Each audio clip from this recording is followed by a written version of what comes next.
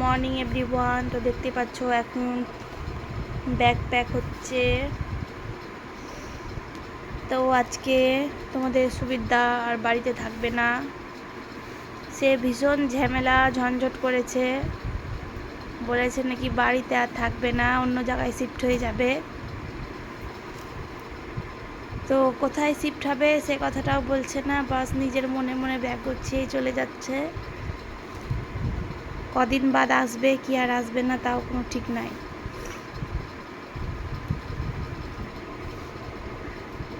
মুখ দেখেই তোমরা বুঝতেই পারছো কথাটা একদম মিথ্যা কথা বলছি না, সত্যি কথাই বলছি।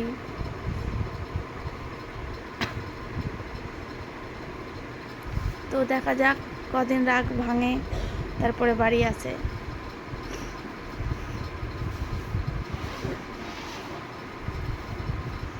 এখন অনেক সকাল, এখন ভোরের বেলা ব্যাগ গোছাচ্ছে, দেখতেই পাচ্ছ।